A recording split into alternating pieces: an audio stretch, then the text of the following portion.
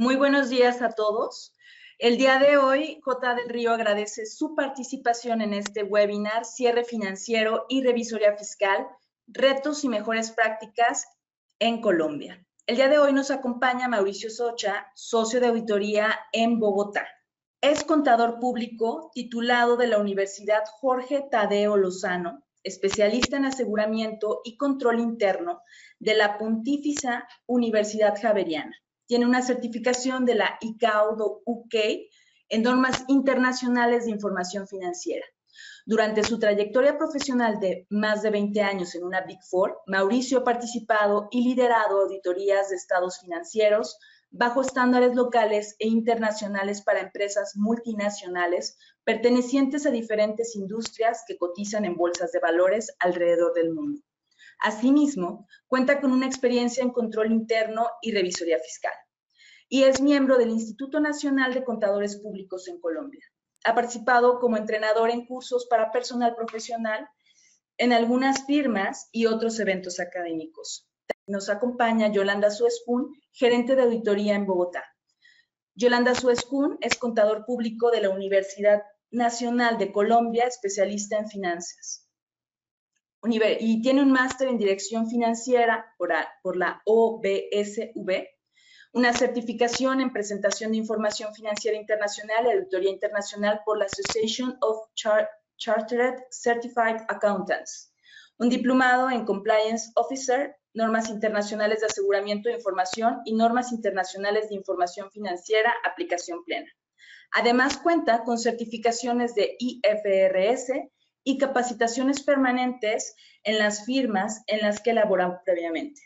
Tiene más de 15 años de experiencia en auditoría, ha participado en el desarrollo, monitoreo y supervisión en diferentes compromisos de auditoría para compañías privadas, principalmente de la industria de manufactura y servicios comercial, salud, educación y entidades sin ánimo de lucro. Los compromisos especiales llevados a cabo incluyen trabajos de auditoría interna y externa, revisoría fiscal, revisión y evaluación de control interno, procedimiento previamente acordados, entre otros. Bienvenidos, Mauricio y Yolanda. Pues en conjunto con Yolanda, pues hemos elaborado este webinar en esta época del año que resulta muy oportuna, pues principalmente por la parte en la que nos encontramos, ¿no?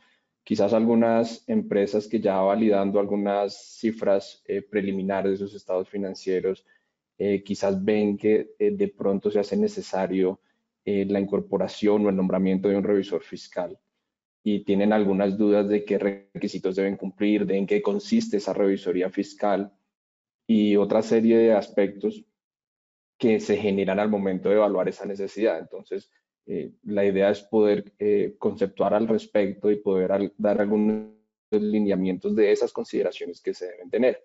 Y de otro lado, pues para los que somos auditores o para los que están siendo auditados, pues nos encontramos quizás en el momento más crucial y la parte final de esas auditorías que nos van a permitir llegar a la opinión y a tener nuestros estados financieros. Entonces también traemos una serie de consideraciones a ser tenidas pues en este proceso de cierre financiero. La agenda que hemos traído y que vamos a desarrollar el día de hoy, pues principalmente hace referencia a qué es la revisoría fiscal en Colombia, quiénes están obligados a tener ese revisor fiscal y cuál es el alcance de esa revisoría fiscal también, las etapas de la revisoría fiscal, cómo se componen, cómo prepararse para este cierre de la revisoría fiscal y por último, cuáles son esos aspectos claves que debe evaluar el revisor fiscal en ese, digamos, proceso de conclusión de la auditoría y de emisión de estados financieros. Buenos días nuevamente para todos. Hola Mauricio, muchas gracias y Dulce por la introducción. Bueno, pues para dar inicio ya en materia a los temas de la agenda de hoy, en primer lugar nos gustaría dar claridad de qué es la revisoría fiscal en Colombia, ¿sí? Efectivamente tenemos muchas compañías o incluso clientes que ya están actualmente con nosotros y en los cuales la administración está centralizada en su casa matriz, en un país diferente a Colombia, o tal vez son compañías que a veces son nuevas y es la primera vez que van a tener revisor fiscal y no tienen efectivamente esta claridad. Entonces, la revisoría fiscal en Colombia realmente es un órgano de fiscalización que está establecido por ley, ¿sí? Tiene muchas diferencias respecto a los auditores externos, que es la principal figura que vemos en otros países o que en general la administración está como acostumbrada a atender los procesos, porque la revisoría fiscal va más allá de simplemente efectuar una auditoría para efectos de dar una opinión sobre la razonabilidad de los estados financieros, dependiendo del marco que aplique cada una de las compañías. En Colombia, la revisoría fiscal, dado que está establecido por ley, la ley también le ha establecido cuáles son sus obligaciones y sus funciones. Entonces, esas obligaciones y esas funciones están dadas por el Código de Comercio y por la Ley 43 de 1990. ¿Cuáles son esas diferenciaciones adicionales de acuerdo con el pronunciamiento número 7 del Consejo Técnico de la Contaduría Pública? Y es que el revisor fiscal le corresponde dictaminar los estados financieros, revisar y evaluar sistemáticamente los componentes y elementos que integran el sistema de control interno que las compañías tienen establecido, y debe informar de manera oportuna e independiente, como lo menciona acá, en los términos que señala la ley, los estatutos y los pronunciamientos profesionales. Recordemos que como revisores fiscales, en Colombia se ha establecido un límite máximo al 31 de marzo en el cual la administración, llámese representantes legales, junta directiva, dependiendo de los órganos que competen a cada compañía, deben presentar al máximo órgano de la entidad ciertos informes de acuerdo a lo establecido en el Código de Comercio y dentro de ellos está el informe anual del revisor fiscal. Entonces, el plazo máximo, si bien está el 31 de marzo, como revisores fiscales también existe unos tiempos que se debe tener a disposición del máximo órgano estos informes y la información que los soporta para revisión previa, dado que en la asamblea o junta anual de socios deben aprobar dichos informes, incluyendo nuestro informe como revisor fiscal. Entonces, no nos podemos extender hasta el 31 de marzo, sino debemos programar de manera anticipada con la administración nuestros procedimientos para poder cumplir con este tiempo de inspección. La revisoría fiscal, aquí también es importante mencionarlo, y es ejecuta o ejerce sus funciones de manera permanente, ¿sí? Para las personas que se conectan de pronto a administraciones de otros países que están a cargo de atender el proceso de revisoría fiscal a nivel local, generalmente los nombramientos de los auditores externos para opinar sobre la razonabilidad de sus estados financieros los hacen en cualquier momento del año, principalmente finalizando el año, suponiendo si iban a contratar un auditor externo para emitir su informe de auditor independiente sobre los estados financieros finalizados al 31 de diciembre del 2024. Generalmente terminan contratando al auditor externo entre noviembre, diciembre o incluso los primeros meses del año siguiente, por ejemplo, 2025, enero, febrero, marzo. En Colombia, el nombramiento del revisor fiscal debe ser dentro de los primeros meses del año. Generalmente las compañías lo hacen en la primera asamblea anual, el 31 de marzo, una vez cumplen la obligación de tener revisor fiscal, por la obligatoriedad de que también debemos empezar a firmar las declaraciones de impuestos de manera conjunta con la administración. Por lo tanto, nuestro trabajo debe ejecutarse de manera permanente, ¿sí? Si bien tenemos una metodología, unas visitas específicas en las cuales se revisan ciertas áreas o ciertos temas del estado financiero, la revisoría fiscal debe ejecutarse de manera permanente durante todo el año fiscal. Una de las inquietudes también de algunos clientes es que a veces mencionan, los nombramos en agosto, ¿por qué me estás cobrando de pronto? Y sobre todo con temas de honorarios, ¿no? ¿Por qué me cobras adicionalmente temas de enero a agosto? Claro, independientemente de que de pronto el máximo órgano se haya demorado en hacer el nombramiento oportuno del revisor fiscal una vez tiene la obligación nuestra en relación a los estados financieros va, o nuestra opinión va por todo el año, tanto en lo referente al tema de razonabilidad de estados financieros, así como los aspectos relacionados con el control interno y el cumplimiento de leyes y regulaciones. Pero bueno, vamos a ver a más detalle en las siguientes diapositivas cuáles son esas funciones específicas que establece la ley que debe realizar el revisor fiscal.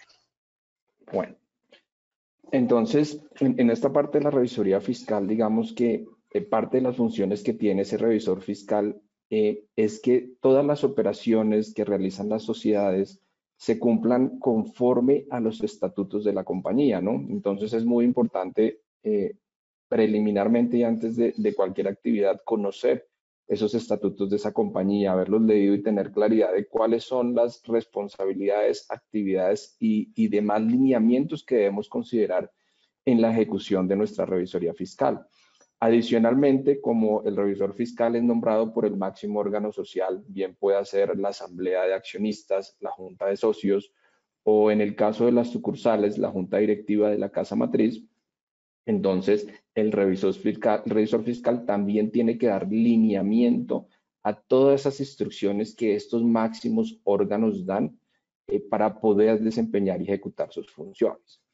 Dentro de nuestras responsabilidades también está el descubrir y el direccionar el tema, ciertas irregularidades que se puedan presentar con base en la auditoría que nosotros estamos realizando y desde luego hacer todos los informes que correspondan de manera escrita a la gerencia y a los máximos órganos sociales a los cuales debamos reportarles.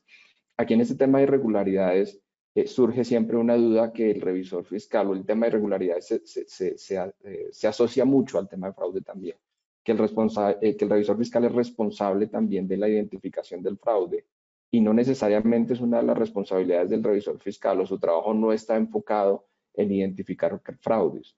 Claro, si desde los procedimientos que realiza y como base en los resultados que obtiene evidencia ese tipo de situaciones, claro, está bajo su responsabilidad darle todo el manejo, tanto interna como externamente en la compañía con las autoridades que correspondan, pero siempre velar por esas comunicaciones escritas, de manera que si en un lapso de tiempo, tanto el revisor fiscal como la gerencia que interviene en esa auditoría ya no se encuentra, pues toda la documentación repose en los archivos y en la documentación de la compañía. Adicionalmente, como revisores fiscales, debemos de colaborar y cooperar con todos los entes gubernamentales de inspección y de vigilancia que regulan pues a las compañías y también a la revisoría fiscal. En este caso, dependiendo el tipo de sociedades en las cuales estemos efectuando los procedimientos, entonces podremos tener responsabilidades con la DIAN, que es la Dirección de Impuestos y Aduanas Nacionales en Colombia, con la Superintendencia de Sociedades, tratándose de ciertas compañías, si estamos hablando del sector financiero o asegurador, seguramente estaremos hablando de la Superintendencia Financiera y en entidades que presten servicios de salud, pues habrá la superintendencia respectiva como la Superintendencia de Salud, a quien también debemos pues cooperar en los casos en los que se requiere. Se le encomienda también a la revisoría fiscal que se asegure que se lleve regularmente la contabilidad de la compañía, ¿cierto? Conforme a las responsabilidades que son asignadas a las partes. Regularmente es mensualmente, ordenadamente, cronológicamente y con la documentación debida, así como las actas de las reuniones de asamblea o de junta de socios. ¿En qué reviste esa importancia? Pues principalmente en que todas las decisiones que se tomen aquí son claves para el funcionamiento de la compañía. Entonces debe diligenciarse adecuadamente ese libro donde constan las principales decisiones que está tomando el máximo órgano social. Y de igual manera la forma en cómo se conservan y se llevan estas actas y la diferente documentación que respalda las operaciones contables y financieras de la compañía. Adicionalmente, nosotros debemos inspeccionar y velar porque se tomen todas las medidas de conservación que se requieran para salvaguardar los activos de la compañía, bien sean los propios o aquellos que sean de terceros que estén en manos de la compañía. Entonces, es una también de nuestras responsabilidades asegurar que sean llevados en debida forma. Bueno, adicionalmente, el Código de Comercio establece que como revisores fiscales también debemos convocar a la Asamblea de Accionistas o a la Junta de Socios cuando existan asuntos de importancia que requieran atención inmediata. Una de las falencias, siento yo, de acuerdo a la experiencia que he tenido en este camino bonito de la revisoría fiscal, y es que como nuestro trabajo es permanente, existen ocasiones en las cuales efectivamente, pues, si bien la ley establece que es la administración, dígase el representante legal o la junta directiva, los responsables en muchos aspectos de la compañía, lo que tiene que ver con la contabilidad, con los estados financieros, con el control interno. La administración, dependiendo del tamaño de la entidad, delega esa responsabilidad en las áreas contables y financieras. Y en muchas ocasiones no es posible a veces ejecutar nuestro trabajo en debida forma. ¿Sí? Programamos visitas de planeación, visitas de revisiones intermedias y la administración y el área contable o financiera no siempre cumple con estas fechas. Entonces ahí es un llamado a los revisores fiscales de que llega el momento de dar la opinión y no tenemos la información disponible para cumplir los plazos establecidos por la ley. Entonces, en ese tipo de situaciones es importante que si bien buscamos mantener una adecuada comunicación, una adecuada relación con la gerencia contable, con la gerencia financiera, debemos buscar o evaluar la necesidad de comunicar a los siguientes órganos de la entidad, a la junta directiva, o a la asamblea, la necesidad de este tipo de situaciones. El tema de las cartas de control también, cuando evidenciemos situaciones que son relevantes, que sabemos que pueden tener un efecto de salvedad en la opinión, un tema de abstención en la opinión, no podemos dejar simplemente esas cartas de control en conocimiento del contador o del gerente financiero, a menos que evidenciemos que ellos han escalado la situación a los niveles que son necesarios, porque en muchas ocasiones también hay información que se maneja más a niveles de juntas y ni siquiera el contador, por más que quiera colaborar, nos puede dar una solución a una situación en la cual en una visita preliminar nosotros hemos alzado la mano y hemos dicho esto te puede afectar la opinión como una calificación o como un tema de abstención. Entonces, en esos casos debemos elevar y direccionar adecuadamente nuestras cartas de control, nuestras recomendaciones, o si evidenciamos, como decía Mauricio, alguna irregularidad más a nivel de un área de la compañía que consideremos que sea necesario una atención inmediata del máximo órgano, estamos obligados a levantar la mano y a convocar una asamblea o una junta de socios. El estatuto también menciona que debemos impartir instrucciones, realizar inspecciones y solicitar los informes que consideremos necesarios para establecer un control permanente sobre los valores sociales de la compañía. Y aquí, muy importante recordar que realmente los responsables del control interno no somos los revisores fiscales, es la administración de la entidad la que es responsable de establecer un adecuado sistema de control interno. Pero sí debemos, como resultado de nuestras revisiones, inspecciones periódicas, dejar cartas de control, porque a veces hacemos visitas de auditoría y hay situaciones que son importantes y no las comunicamos de manera oportuna. Entonces, no es que nos pongamos la camiseta de la administración, si bien podemos apoyar hasta tanto no se comprometa nuestra independencia, sí es dejar por escrito esas recomendaciones y esas observaciones sobre los asuntos que identifiquemos para garantizar que el control interno y los valores sociales de las compañías pues estén adecuadamente salvaguardados. Nosotros como revisores fiscales autorizamos también con nuestras firmas la emisión de los estados financieros junto con nuestro informe. producto del trabajo de revisoría fiscal en lo que compete con la razonabilidad de los estados financieros, pues debemos firmar los estados financieros y no sé si algunos de los que estén conectados o la mayoría han visto que al final siempre debemos colocar en nuestra firma como revisor fiscal. En Colombia firmamos representante legal, contador bajo cuya responsabilidad se preparan los estados financieros y el revisor fiscal. Nosotros cuando firmamos siempre colocamos ver mi opinión adjunta de tal fecha. Entonces, siempre es importante hacer esa mención. Firmamos, el hecho de firmar los estados financieros no quiere decir que los estados financieros sean razonables, sino que el usuario del estado financiero debe remitirse a nuestro informe. Porque a pesar de firmar, el informe puede ser una abstención de opinión, puede ser un informe con salvedades o un informe negativo. ¿Listo? ¿Qué le recomendamos aquí también a los revisores fiscales o incluso a las compañías que van a hacer el nombramiento del revisor fiscal? Que revisemos con qué periodicidad tiene la compañía obligación de presentar estados financieros. Entonces, dependiendo en qué sector, a qué superintendencia reporten las compañías, podrían estar obligadas a preparar estados financieros de manera trimestral, semestral o únicamente anual. Y en muchas ocasiones, cuando hablamos de revisoría fiscal en entidades pequeñas y medianas, asumimos únicamente que vamos a firmar y a dictaminar estados financieros anuales.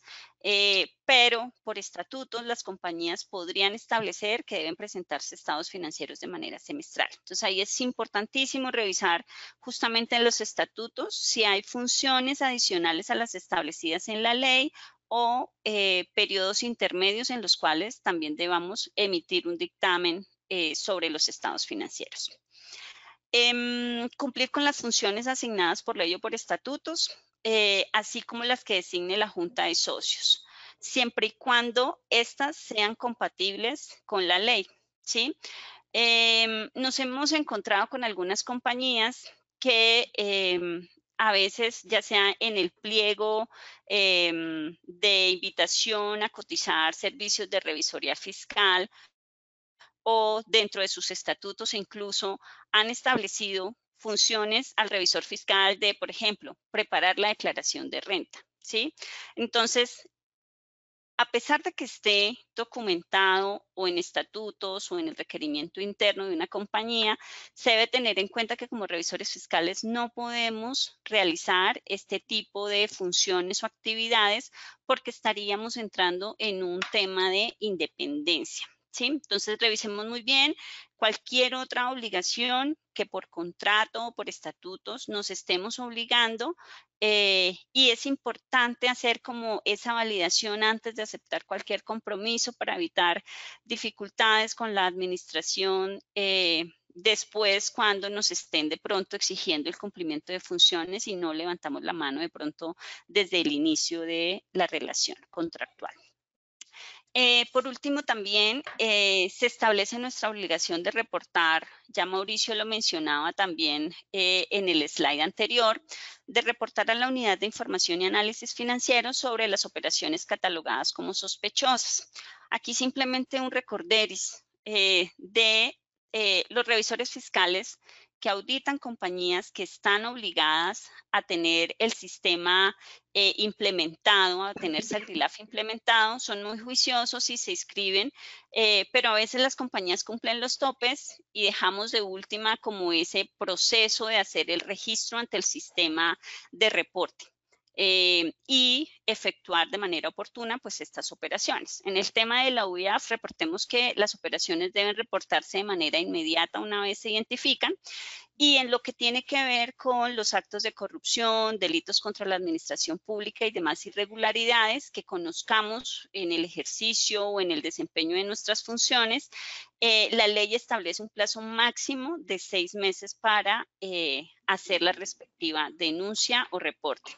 Recordemos que en Colombia realmente tenemos bastantes sanciones o implicaciones de tipo penal, administrativo y legal en el incumplimiento de nuestras funciones incluyendo este tipo de reportes ante los entes de control. En el siguiente slide vamos a recordar un poquito quiénes son las compañías que están obligadas a tener revisor fiscal. Esta obligatoriedad está establecida en la Ley 43 de 1990, en lo que compete a todas las sociedades o todas las compañías comerciales. Deben nombrar un revisor fiscal si al 31 de diciembre de cada año cumplen ya sea el tope en relación con los activos de 5.000 salarios mínimos mensuales legales vigentes o ingresos brutos superiores a los 3.000 salarios mínimos mensuales legales vigentes. Entonces, incluimos aquí el monto en millones de pesos para hacer relación respecto a las compañías que están ahorita cerrando sus estados financieros al 31 de diciembre del 2023. Para que lo tengan presente. Sin embargo, pues este monto en pesos colombianos va a variar dependiendo del ajuste en el salario mínimo. Entonces, para las compañías que al 31 de diciembre del 2024 tienen activos brutos iguales o superiores a 6.500 millones de pesos, tienen la obligatoriedad de nombrar un revisor fiscal. O 3.900 millones en los ingresos brutos.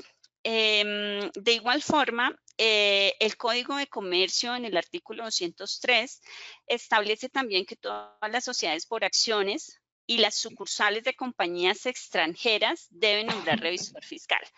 Las sucursales de compañías extranjeras deben hacer el nombramiento o la designación incluso por parte pues, de la sociedad matriz para poder hacer el registro en las respectivas cámaras de comercio. Y también, pues si bien pues no es que sea una obligatoriedad, la norma también dice que todas las sociedades que lo dispongan voluntariamente en sus estatutos, pues deben hacer el respectivo nombramiento.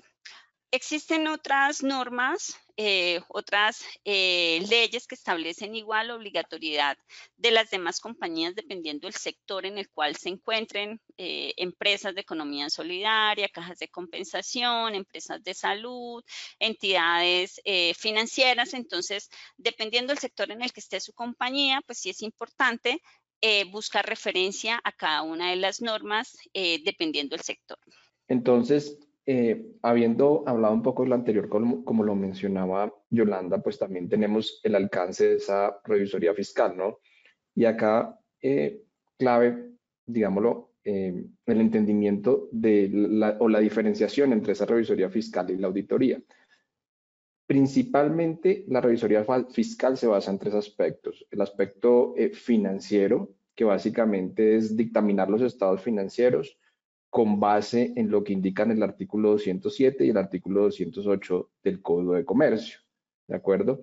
E igual, dependiendo del marco contable que le sea aplicable a la compañía, como la mayoría de los que estamos acá o quizás los que no lo tengan claro, pues existen ciertos grupos de preparadores de información financiera a los que le aplican ciertas normas dependiendo de algunos requerimientos a los que hay que dar cumplimiento. Entonces, esa es la auditoría financiera que normalmente es la auditoría que hacemos aquí en Colombia y en otros lugares del mundo, ¿verdad? Ya después, esa parte de esa auditoría financiera es complementada con todo lo que tiene relación con el control interno. Como revisores fiscales en Colombia, también debemos diseñar nuestra auditoría de forma tal que evaluemos el sistema de control interno de la compañía, porque como revisores fiscales estamos obligados a conceptuar si dicho control interno funciona o no adecuadamente.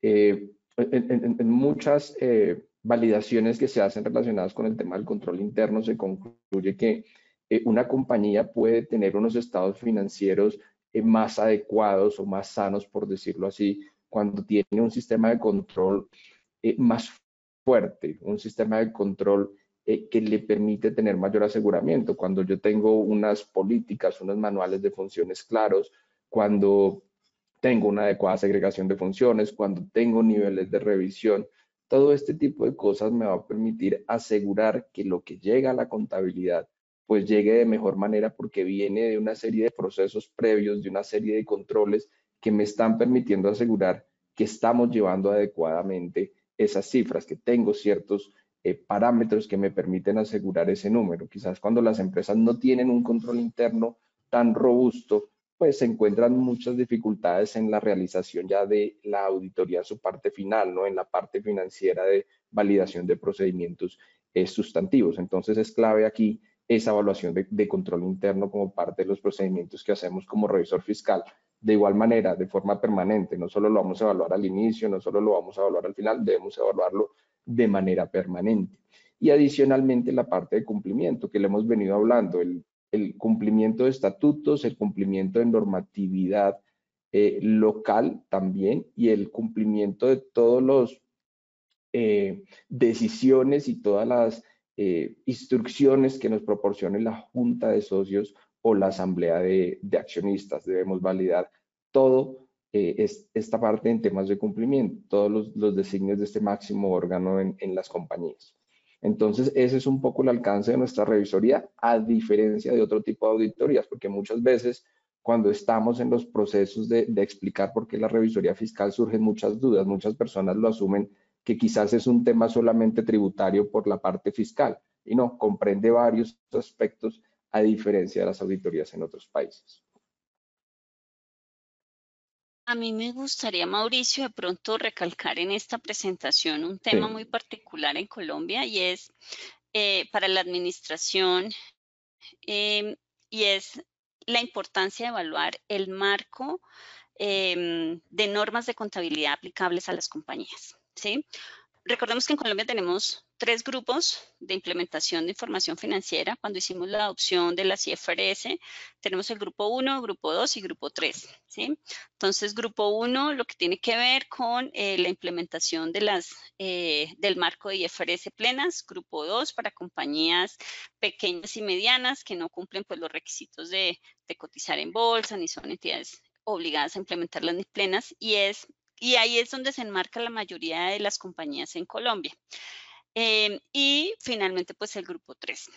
A pesar de que la norma establece que las compañías recién constituidas podrían adoptar el marco del grupo 3 de contabilidad simplificada, generalmente las compañías en Colombia cuando se constituyen adoptan voluntariamente el marco de IFRS Pymes, y la norma establece que hay una obligatoriedad de mantenerse en ese marco por un periodo de 3 años. Sin embargo, es importante que una vez o cumplido ese periodo, se evalúe si la compañía ha cambiado los criterios y ahora cumple requisitos para pertenecer al grupo 1.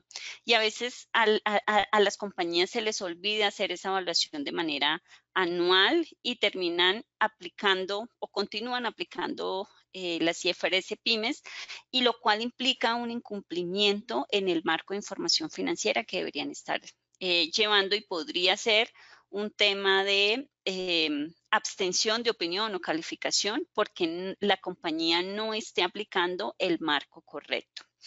De igual forma, también pues podrían las entidades adoptar de manera voluntaria, si así les conviene, el marco de grupo 1 de NIF plenas, y que pasa mucho en compañías cuya casa matriz está en el exterior y aplica IFRS plenas, porque a veces aplica pymes para efectos locales, pero al cierre del año termina haciendo toda la evaluación de cuáles ajustes debo hacer de pymes para cumplir con plenas para efecto de los consolidados. Entonces, recordar que también las compañías podrían de manera voluntaria aplicar un marco de información financiera más exigente, siempre y cuando les convenga, ¿no? Porque a mayor categoría, pues mayor requerimientos se va a necesitar para dar cumplimiento a cada uno de los marcos. Simplemente como recordar eso. La importancia de revisar qué criterios y qué requisitos se cumplen y dónde debería estar al cierre de cada uno de los años clasificadas las entidades. Bueno, pues vamos a ver entonces cuáles son como las principales etapas en las cuales se hace el trabajo de revisoría fiscal enfocado a la auditoría de los estados financieros. Entonces, realmente en el paso a paso de las auditorías financieras tenemos las principales fases que son el tema de la planificación, la evaluación de riesgos, la ejecución y la conclusión. Vamos a ver ahorita a mayor detalle en cada uno de los slides qué hacemos en cada una de estas fases, pero recordar acá la importancia de que a pesar que colocamos aquí el tema de la evaluación de riesgos, que principalmente lo hacemos en la etapa de planificación, lo colocamos aquí como un punto separado e importante, porque la evaluación de riesgos no se hace únicamente en la etapa de la planificación. Aquí sí queremos recordar y sobre todo a los revisores fiscales que nosotros debemos de manera permanente evaluar si surgen nuevos riesgos para efectos de nuestra auditoría. No es simplemente un tema de planeación, esto es algo permanente. ¿Por qué? Porque las compañías pueden cambiar del personal que ejecuta las operaciones, lo cual implicaría tal vez un mayor riesgo por error, un error involuntario, ya sea en el procesamiento de las operaciones o en la estimación de algún tipo de monto representativo para los estados financieros, o la compañía genera una nueva operación durante el año. La operación en el primer semestre se enfocaba de pronto en una única línea de negocio y la compañía lanzó otra línea de negocio que puede afectar de manera material los estados financieros a fin de año. Entonces, simplemente este recorderis, revisar nuestra evaluación de riesgos de manera permanente. Vamos a mirar cada una de las principales actividades que se hacen en estas etapas. Bueno, entonces tenemos la etapa de planeación y evaluación de riesgos, ¿no? Digamos que es la primera etapa y muchas veces suele pensarse que quizás la más importante es la etapa de conclusión, pero esta etapa de planeación y evaluación de riesgos dentro de una revisoría fiscal o dentro de una auditoría, pues resulta ser una de las etapas más importantes porque es una etapa de las definiciones estratégicas de la auditoría. Entonces, lo primero que se hace o lo primero que como revisores fiscales nosotros debemos hacer es todas las validaciones de a quién vamos a presentar nuestra propuesta, ¿verdad? ¿Cuál va a ser ese cliente prospectivo al cual vamos a considerar para hacerle un trabajo de revisoría fiscal? Y allí tenemos que hacer unos procedimientos de validación de con quién nos vamos a relacionar, mirar algunas listas restrictivas, hacer una debida diligencia de manera que podamos concluir que podemos establecer esa relación y poder hacer ese trabajo de revisoría con ese cliente. Entonces, es uno de los primeros temas que nosotros hacemos cuando estamos dando la aceptación de ese cliente. Una vez con esto y satisfechos del tipo del cliente con el cual vamos a establecer la relación, pues ya remitimos nuestra propuesta al máximo órgano social de la compañía y posteriormente pues se da todo el proceso de aceptación, de firma de propuestas, designaciones de quiénes serán sus revisores fiscales y adicionalmente, internamente en las firmas, pues se debe hacer, o las personas naturales también, un presupuesto también de tiempos, de cronogramas, de en qué fechas y en qué periodos se van a atender cada una de las fases de auditoría que anteriormente detallaba Yolanda. Sí, digamos que esto lo hacemos usualmente de manera coordinada con nuestro cliente de auditoría, pues para que no interfieran en sus actividades del día a día. Y adicionalmente, pues debemos validar también cuál es el equipo de trabajo que cuenta con esa experiencia necesaria para ejecutar este trabajo. ¿Sí? Entonces, se hace esa asignación del equipo, del socio, del gerente, de los seniors, de los asistentes, y se mira también que se cumpla con requerimientos de industria o requerimientos de entrenamiento, ¿no? Si es un cliente que, por ejemplo, se debe adicional a la revisoría fiscal ejecutar algún trabajo de tipo especial en otro principio contable, pues asegurar que se cuente con la experiencia necesaria para llevarlo a cabo. En el escenario en el que nos encontramos, pues ese tema de experiencias adicionales no sería, por decirlo así, requerido. Y un tema muy importante también aquí que viene con base un poco en la actualización de normas y en las normas de calidad. Número 2 es la asignación de un socio de calidad, ¿no? Una persona que no está en todas las decisiones y en el día a día del equipo de trabajo, pero que sí debe ser involucrado en esas decisiones claves o en esas definiciones claves que hace el equipo de trabajo, ¿no? Son otros ojos digámoslo así, que nos van a ayudar a ver que estamos haciendo adecuadamente las determinaciones, las definiciones, que no estamos omitiendo algo importante dentro de nuestro trabajo. Entonces, también debemos tener esa figura de un revisor de calidad. Y ese revisor de calidad también debe intervenir en todas las etapas. Debe haber una comunicación constante y permanente, porque él debe validar las decisiones a lo largo del trabajo de auditoría, ¿no? Muchas veces cometemos el error de involucrarlo en las partes finales del trabajo y puede que haya una decisión que este revisor de calidad no concuerde con el resto del equipo y eso puede llegar a implicar reprocesos o a cambiar un enfoque y pues quizás los lapsos de tiempo no vayan a ser los mejores para reprocesar alguna información. Entonces aquí la clave es siempre anticipar esa participación de esa persona que va a hacer ese rol de calidad. Nos enfrentamos también entonces a que si es nuestro primer año en ese cliente y hemos sido nombrados como sus revisores fiscales conforme a las normas internacionales de auditoría, pues debemos hacer la validación de los saldos iniciales. ¿Qué es esto? Básicamente es reunirnos en caso de que exista un revisor fiscal anterior, reunirnos con ese revisor fiscal predecesor y obtener un entendimiento del negocio, ¿verdad? De nuestro cliente y entender cómo ese revisor fiscal abordó esa revisoría fiscal, cuáles fueron las consideraciones que él tuvo en cuenta para determinar sus riesgos, para hacer su evaluación de controles, para definir sus procedimientos sustantivos y de igual manera aquellos aspectos especiales o transacciones no rutinarias que hubieran surgido durante el año. Entonces, eso es uno de los procedimientos que nosotros debemos hacer de saldos iniciales conforme a lo indica la NIA 510.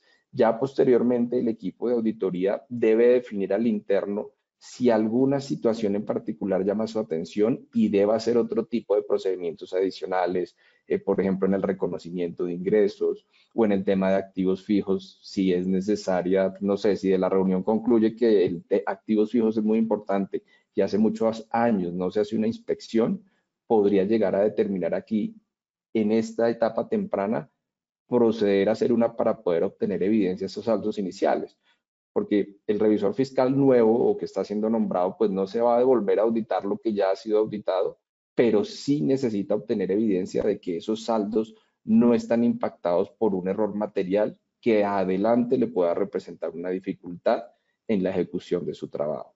Eso para los clientes que vienen con un revisor fiscal. Quizás para los clientes que van a entrar en su primer año de revisoría fiscal o que nunca han sido auditados, pues bueno, allí también necesitaremos hacer unos procedimientos y un entendimiento de esas cifras con la gerencia, ¿no? Validar qué valores tienen registrado, cuáles son esas políticas contables.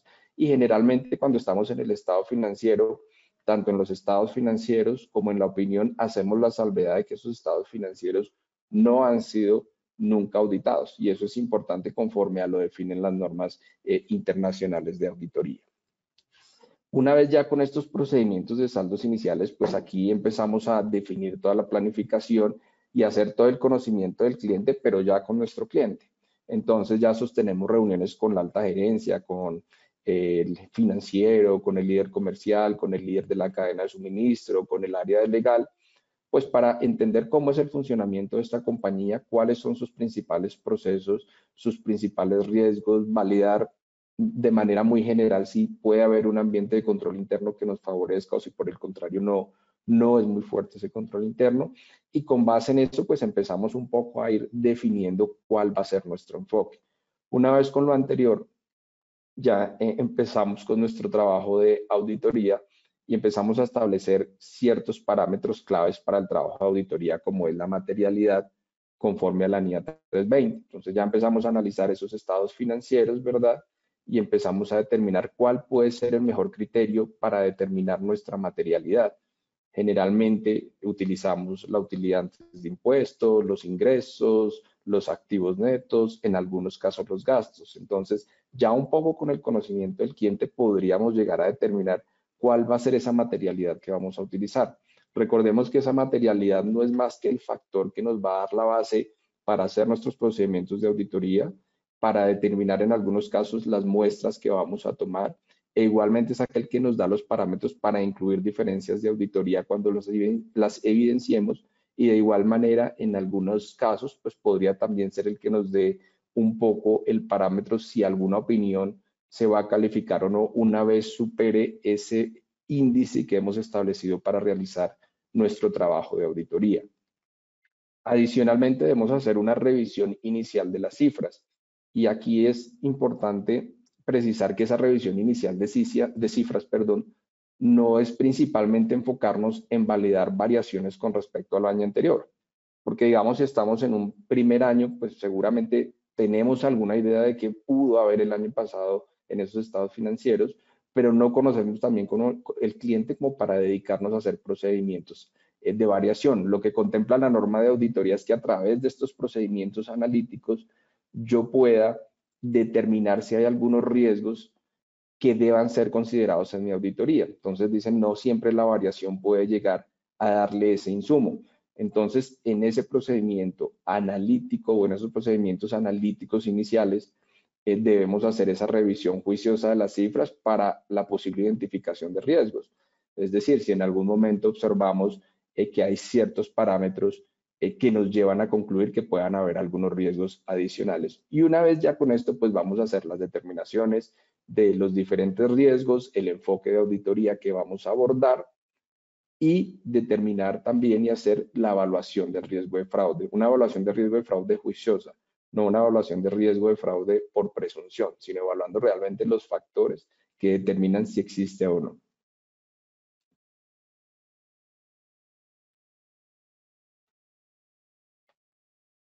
Ok, bueno, ya en la etapa de ejecución, como lo menciona Mauricio, en la planeación debemos conocer muy bien el negocio de la compañía, ¿sí? Es por eso que son tan importantes poder tener acceso a todo el personal en la organización. La responsabilidad de los estados financieros no es responsabilidad única del área contable y financiera. La responsabilidad de los estados financieros es una responsabilidad de toda la organización, porque toda la organización ejecuta operaciones que de una u otra forma terminan afectando o reflejándose en los estados financieros. ¿Listo? Entonces, una vez hecho en la planeación, el conocimiento y la determinación del enfoque de cuál va a ser el plan de auditoría en cada una de las cuentas de los estados financieros, dependiendo los riesgos que hemos identificado, vamos al proceso de ejecutar ese plan. Y la ejecución de ese plan implica realizar tanto pruebas de controles como pruebas sustantivas, ya sean analíticas o de detalle. Uno de los retos que vemos con las compañías, sobre todo con compañías nuevas o compañías un poco más pequeñas, es que a veces nos mencionan que los tamaños de muestra les gustaría que fueran más pequeños, ¿sí? Y créanme que a nosotros como revisores fiscales también nos encantaría revisar el mínimo de información posible. Aquí simplemente es una cuña, ojo, no vemos, por eso hablamos de razonabilidad. Nunca vamos a opinar que los estados financieros no tienen ningún error, y por eso en nuestro proceso de auditores, en la planeación, establecemos cuál va a ser ese umbral o esa materialidad para definir si los estados financieros son o no razonables. Es decir, sí pueden haber errores. Sería imposible para una persona igual o un revisor fiscal auditar al 100%, y por eso nuestra auditoría se basa en un enfoque de riesgos, y es donde evidenciemos que hay riesgos que puedan afectar el estado financiero. Ahí enfocamos la auditoría, y las normas de auditoría establecen que podemos hacer selecciones sobre las poblaciones, no podemos ver el 100%. Pero se encuentra uno justamente empresas que quieren que le revisemos todo, pero hay otros que nos dicen, oye, me estás pidiendo demasiado. Entonces, en esta etapa de ejecución, importante que las compañías puedan tener ese personal disponible para atender los requerimientos, para entregarnos la información que se requiere, las muestras, las aclaraciones también, y que podamos cumplir con esos tiempos y con las explicaciones para soportar adecuadamente las conclusiones a cada uno de esos procedimientos que establecemos para llevar a cabo. ¿Listo? Esto como en la ejecución, importante revisar nuevamente la revisión analítica. Si hacemos la planeación en un periodo, no sé, mayo, junio de cada año, y estamos haciendo ejecuciones en varias visitas intermedias, ya sea en agosto, en octubre o en noviembre. Importante ir revisando esa actualización de la materialidad y de los nuevos riesgos que puedan identificarse. No dejemos a última hora, como decía Mauricio, el tema de la evaluación del control interno. Entonces, desde nuestra visita de planeación, tenemos que hacer una evaluación o un diagnóstico sobre el control interno de la compañía. Para efectos de lo que es la auditoría externa, realmente nosotros vemos el control interno para determinar el alcance justamente de estos procedimientos analíticos, de estos procedimientos sustantivos, perdón. ¿Por qué? Porque si la compañía tiene un buen control interno, a mayor control interno, pues menos pruebas sustantivas vamos a realizar y podemos establecer una estrategia de confianza en el control interno de la compañía. Pero si la compañía no tiene un adecuado control interno, si la compañía no hace conciliaciones periódicas de sus cuentas relevantes del estado financiero, si nadie revisa, si nadie aprueba, si nadie verifica de manera periódica y no únicamente anual, porque tenemos algunas compañías que dicen, no, yo sí lo reviso, pero solo en diciembre. ¿Sí? Entonces, en diciembre no se nos puede acumular la solución de todos los posibles errores o deficiencias que tengamos en los estados financieros, porque podríamos estar ante el riesgo del incumplimiento en los plazos máximos establecidos en la ley. ¿Listo? Vamos a ver ya la siguiente fase de la conclusión, cuáles son los principales procedimientos que vamos a realizar, que es principalmente esta fase en las que la mayoría de las firmas de revisoría fiscal estamos actualmente realizando. Entonces, la actualización de la materialidad. Como lo mencionaba Mauricio, si en una compañía establecimos que íbamos a determinar nuestra materialidad sobre el monto de los ingresos en un porcentaje, voy a inventar 4 o 5%, la opinión nuestra se da sobre los estados financieros anuales, es decir, sobre esas cifras definitivas al cierre del año. ¿Qué tenemos que hacer en la planeación? Hacer una proyección o una estimación de esos ingresos por el periodo anual de acuerdo con, ya sea el histórico, un promedio, un histórico de los últimos años y la compañía pues es una compañía estable y tiene ingresos más o menos permanentes. O dos, también la utilización de los presupuestos que ejecuta la administración y a los cuales le hace el seguimiento, es decir, este año va a tener ingresos de tanto y cuando evaluamos a junio, pues vemos que efectivamente ese presupuesto sí se está cumpliendo. Si no se está cumpliendo, dice la compañía, voy a establecer una meta de venta del año de 10 millones de dólares y a junio debían llevar ya 6 porque la operación está más activa durante los primeros 6 meses del año, tenían que llevar 6 y solo llevan 2, pues no podemos como revisores fiscales establecer la materialidad sobre el monto de 10. ¿Por qué? Porque el presupuesto no se está cumpliendo.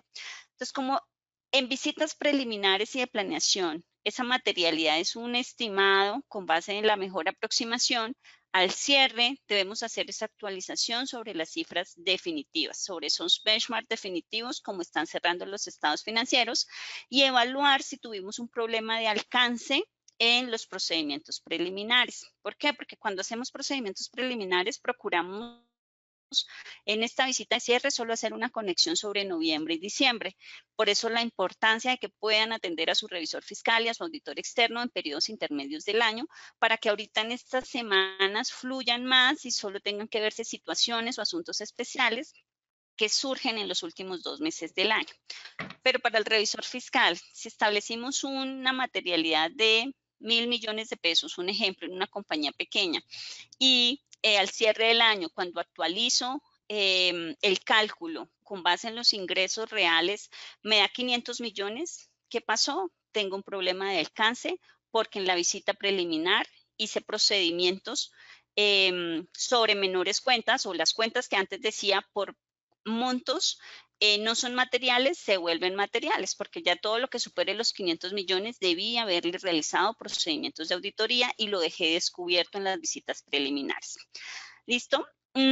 Hacemos una revisión de la evidencia acumulativa. Ojo, dentro de las auditorías tenemos que ir viendo cuáles son los asuntos importantes que van o pueden tener efecto en la opinión y lo mismo, ir acumulando esos errores que identificamos y que la compañía también ha decidido no corregir. si la administración, si ustedes como administración deciden no corregir los errores que los auditores y los revisores identifican, estamos ante un riesgo que la suma de todos esos errores supere nuestro umbral de materialidad y eso tenga un efecto en la opinión. Por eso para nosotros es muy importante concientizar a la administración y evaluar con ellos en la medida de lo posible que los errores que se identifiquen dentro de la auditoría sean ajustados y corregidos de manera oportuna. Ok. Bueno, digamos que en esta parte de conclusión, uno de los temas también más importantes es todo lo relacionado con los procedimientos que se hagan con las entradas de diario o los journal entries. Aquí básicamente, aunque lo tenemos en la etapa de conclusión, es importante también tener la consideración de que son procedimientos que se deben hacer a lo largo del año. ¿Sí? Digamos que muchas veces la dificultad que se genera en las compañías es cuando se llegan a hacer las entradas de diario y uno le pide la base contable de todo el año a las compañías. Pues es información que se demora mucho en procesar, es información que se demora mucho en bajar, en poderla tener en el formato disponible. Entonces, lo recomendable usualmente es que cuando hagamos una visita de precierre, hagamos un corte generalmente, puede ser a septiembre o a octubre, para realizar esos procedimientos de entradas de diario, de manera tal que al cierre del año solo tengamos que ejecutar 3 meses. Sin embargo, todos estos procedimientos de entrada de diario también deben ser definidos y especificados desde una fase inicial, una vez con el conocimiento del cliente, digamos. No lo vamos a hacer desde la planeación porque apenas estamos conociendo el cliente y no tenemos claridad de cuáles pueden ser aquellos riesgos o temas que nos preocupen o que nos lleven a determinar el enfoque. Pero sí, una vez vamos avanzando en el desarrollo del trabajo, debemos ir definiendo cuáles van a ser los procedimientos que vamos a hacer en esas entradas de diario.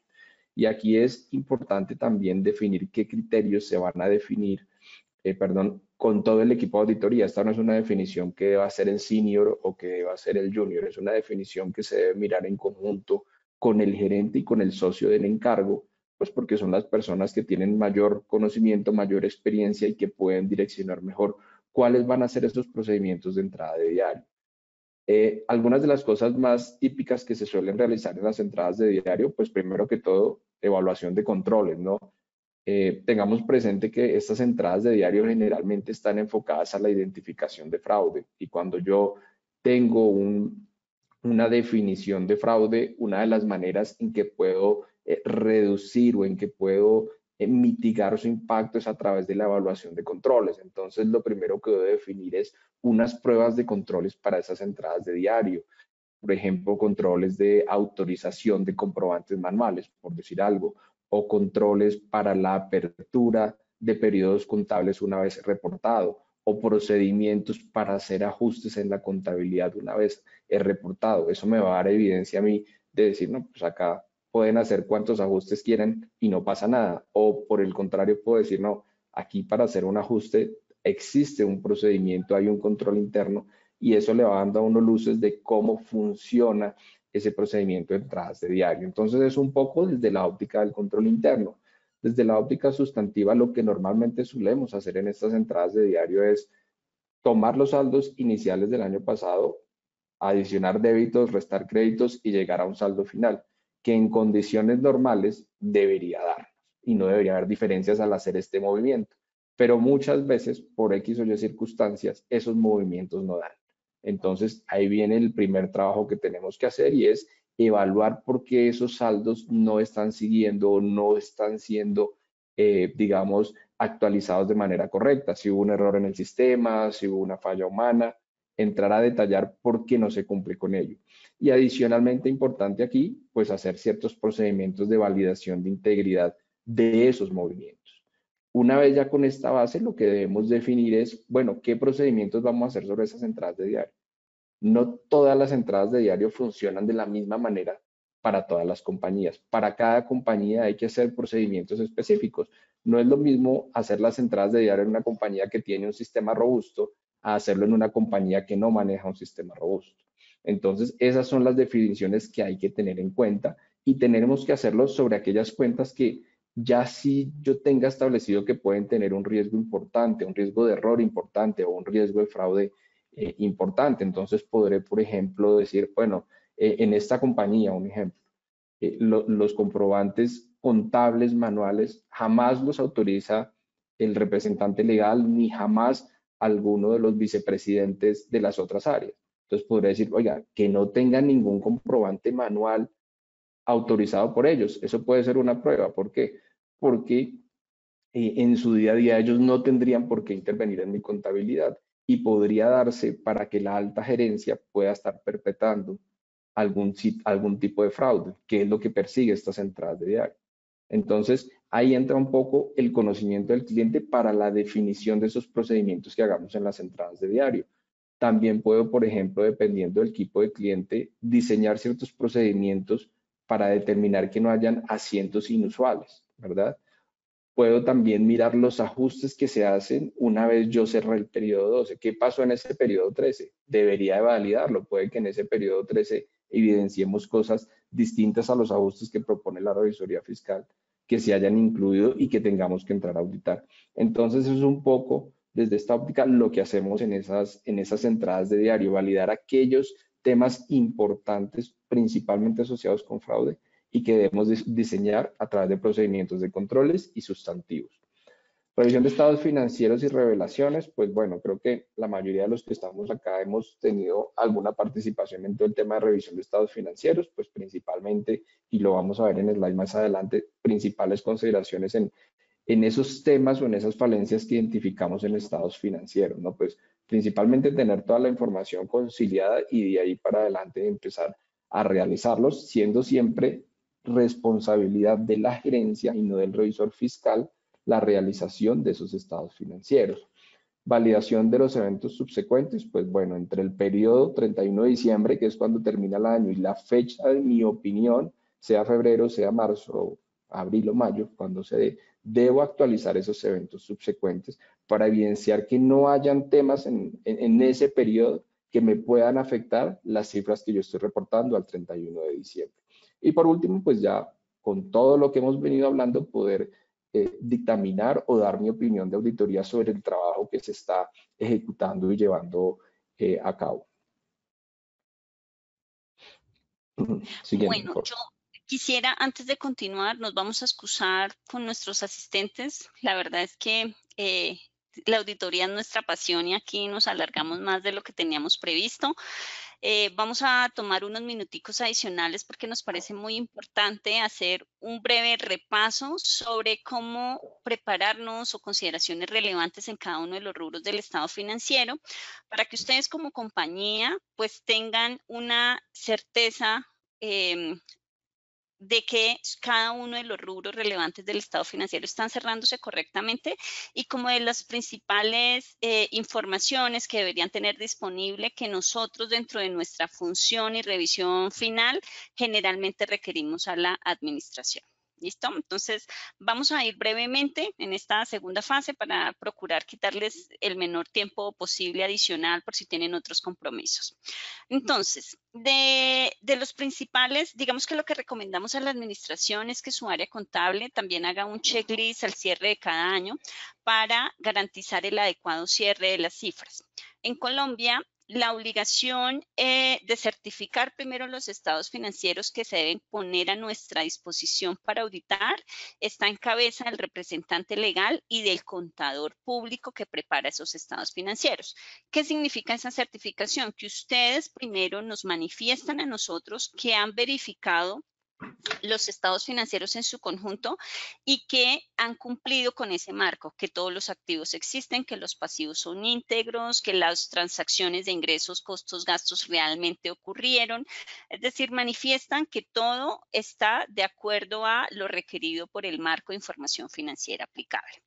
En el tema del efectivo y equivalentes de efectivo, ¿qué recomendamos a las compañías? Obtener de manera oportuna esos extractos bancarios definitivos y las respectivas conciliaciones.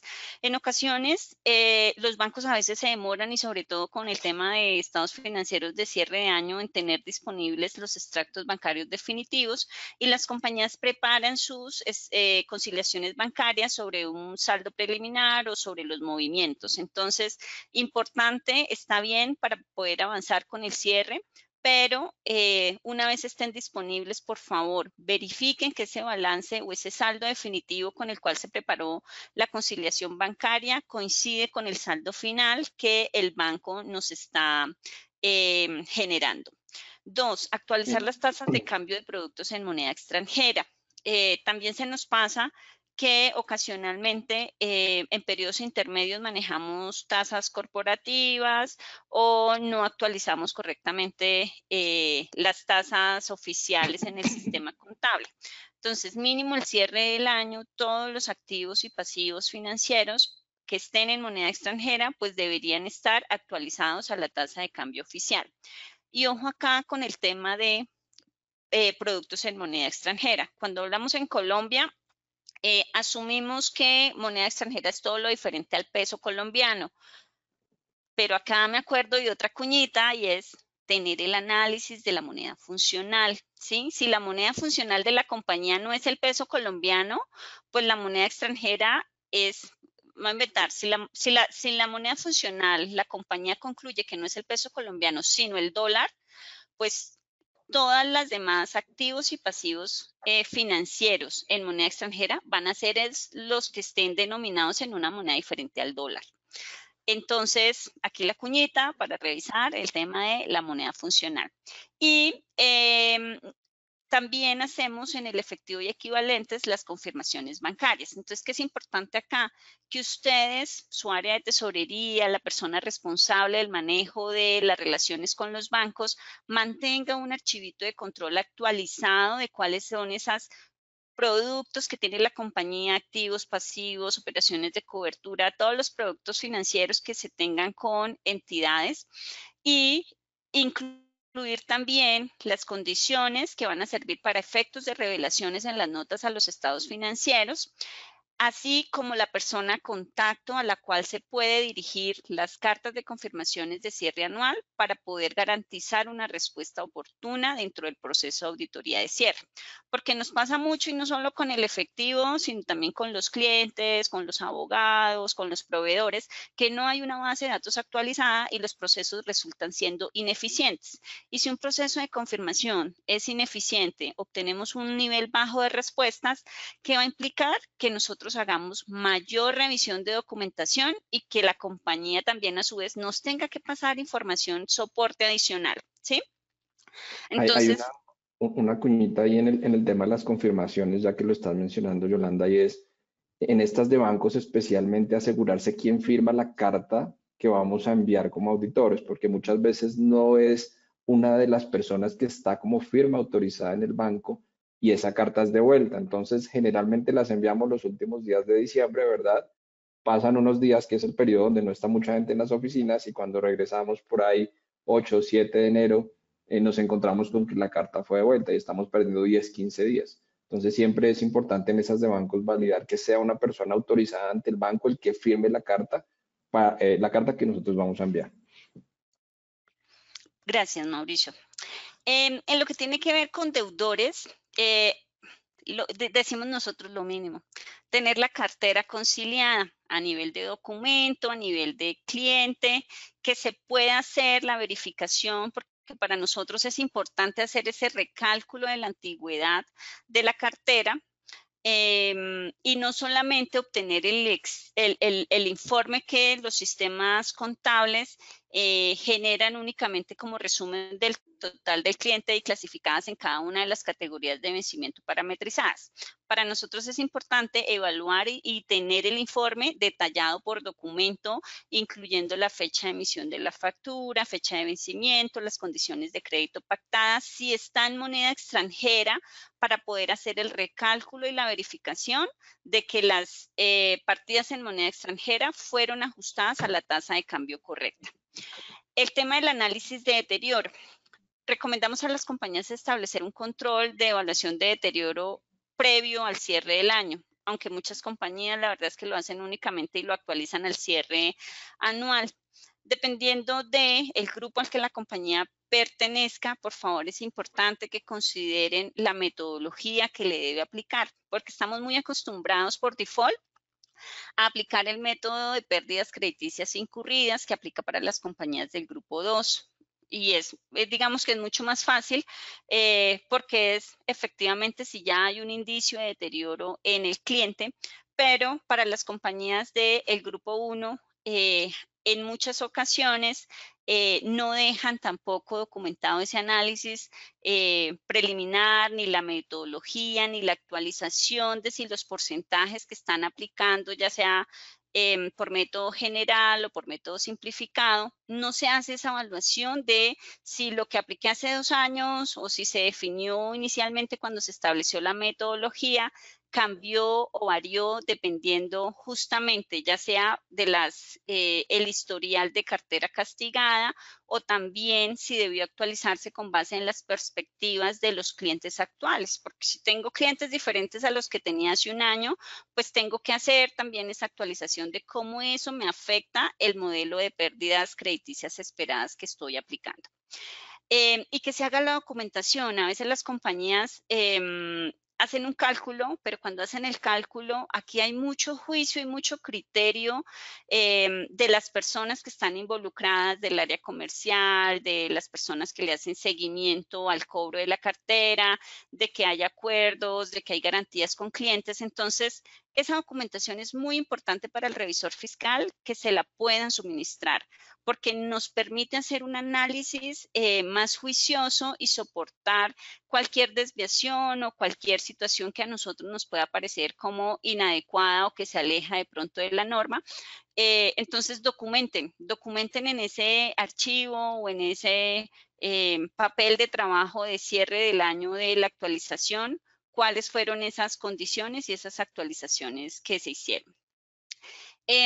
Hacemos seguimiento e identificación de pagos de clientes, principalmente en los clientes que confirmamos y que no nos dan respuesta. Nosotros tenemos la obligación de verificar el pago posterior, de verificar, digamos, que el saldo al cierre era razonable. ¿Cómo hacemos eso? A través de la verificación de que el cliente les pagó de manera posterior esas facturas que ustedes tenían reconocidas, y en caso de que no se haya pagado aún a la fecha de nuestra auditoría, pues verificar que el servicio o el bien efectivamente se prestó o se vendió al cliente. Entonces, si un cliente no nos confirma, tenemos que hacer muchísimos procedimientos adicionales y pedir información adicional que genera también pues sobrecarga operativa de pronto a las áreas contables y financieras de la entidad. Entonces, aquí les pedimos por favor mucha ayuda en esas respuestas de confirmaciones de clientes y confirmaciones de saldos también y transacciones en compañías relacionadas, porque muchas compañías también tienen 50% de su cartera o a veces incluso el 100%, su único cliente son empresas de grupo. Importante tener esa confirmación de saldos entre compañías. A mí me encantan los inventarios. Entonces, en inventarios y costos, pues ya en este momento todos debimos haber participado en las tomas físicas anuales que hacen las compañías para garantizar que todos los inventarios que existen hayan quedado adecuadamente reconocidos y viceversa, que todos los que estaban en la contabilidad realmente al 31 de diciembre existían. Hay muchas compañías que efectivamente por practicidad hacen las tomas físicas en una fecha más cercana al 31 de diciembre, la última semana o la primera semana, el 2 antes de retomar operaciones. Pero recordemos, si no se hizo lo más cercano al cierre y participamos al 1 de diciembre, al 15 de noviembre, o lo hemos hecho por evento posterior en enero, el 15 de enero, o incluso si no lo hemos hecho, este es el momento de, si la compañía los acaba de contratar, en el caso de las auditorías externas para auditar estados financieros de 2024 y tienen inventarios, lo antes posible se puede hacer la toma física mucho mejor, porque hay que hacer procedimientos de conexión desde la fecha en la que participamos, dígase noviembre o diciembre, hasta el 31 de diciembre, o hacer procedimiento de conexión también hacia atrás, si lo hicimos después del 31 de diciembre, sobre esas partidas y esas muestras que seleccionamos para cruzar los movimientos contra el CARDEX al 31 de diciembre. Entonces, es importantísimo eso, que las compañías establezcan controles formales y documentación de esas tomas físicas, las actas de apertura del inventario, las conclusiones, las aprobaciones de los ajustes definitivos. Hay que hacer esa verificación de que los ajustes resultados de esa toma física hayan quedado incluidos en el sistema contable de manera oportuna. Hacemos revisión de los inventarios que están en tránsito. Entonces, aquí es importante obtener ese detalle a nivel de números de importaciones, a nivel de órdenes de compra de los inventarios, tercero proveedor para hacer una selección y verificar su legalización posterior.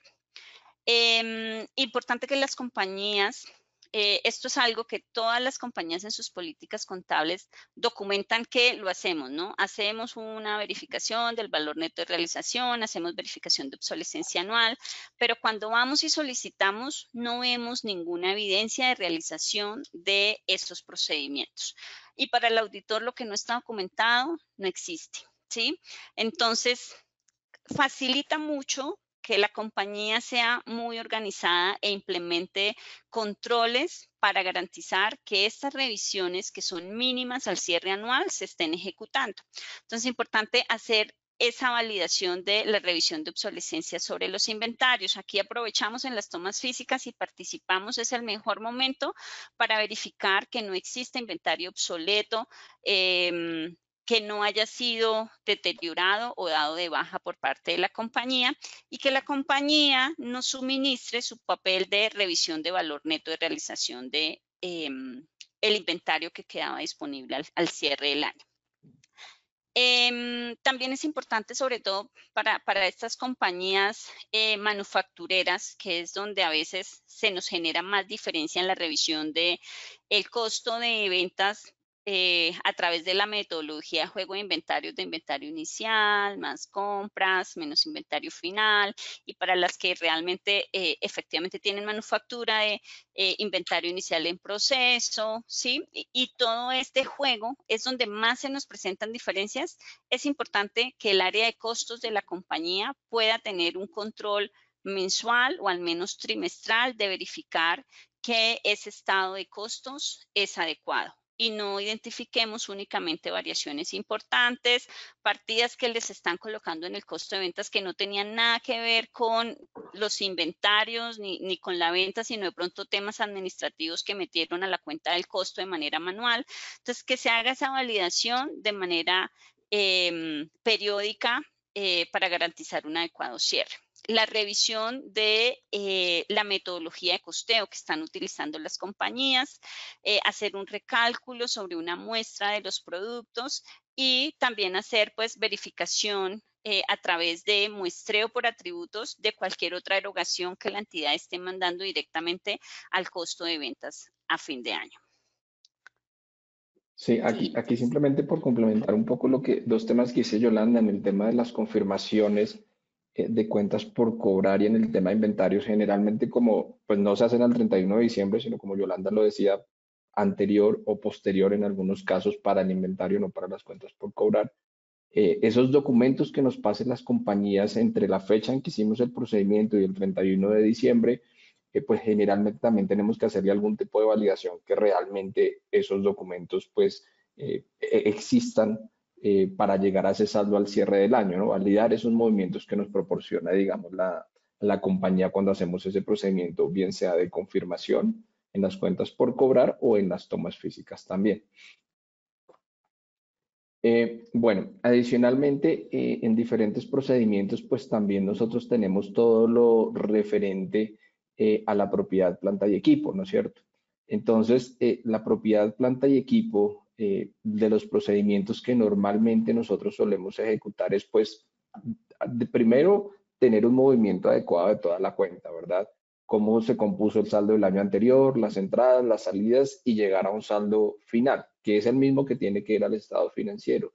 Y de este movimiento, pues vamos a extraer, bien sea por muestreo, dependiendo de la materia, por partidas individuales, esas compras y esos retiros que se hayan generado, pues para validar en efecto su existencia y su exactitud. Otro de los temas que aquí debemos validar es si de pronto, mediante la auditoría que hemos hecho y las otras pruebas que hemos observado, si percibimos que pueden haber algún indicio de deterioro. ¿Sí? Si de pronto no estoy usando todos mis activos fijos en la generación del ingreso, o por ejemplo, si la compañía viene con pérdidas recurrentes, si tengo unos flujos negativos de operación, todos esos son insumos que me pueden dar para pensar que esa propiedad, planta y equipo pueda tener un deterioro. Entonces aquí es importante evaluar con la gerencia desde el precierre si llegamos a evidenciar alguno de estos indicadores para que la administración prepare algún documento donde podamos establecer si hay o no hay indicios de deterioro.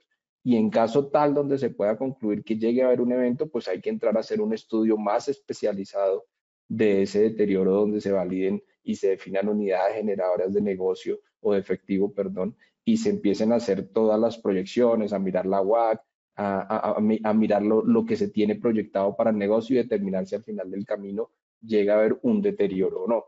Como lo dije al principio, en algunos casos, dependiendo de la materialidad y de la periodicidad con que se hayan hecho, es necesario hacer avalúos de activos fijos. Y también revisión de las vidas útiles. Muchas veces vemos en esas vidas útiles que vienen históricamente, pero no sufren algún proceso de revisión y encontramos que pueden ser no necesariamente las correctas. Con esto de propiedad, planta y equipo, importante tener claro todos los movimientos, depreciación, adquisiciones, retiros, ventas, ingresos o gastos por pérdida o por utilidad en la venta de los mismos. ¿Por qué? Porque esto de propiedad, planta y equipo generalmente nos alimenta todo lo que concierne a flujo de efectivo.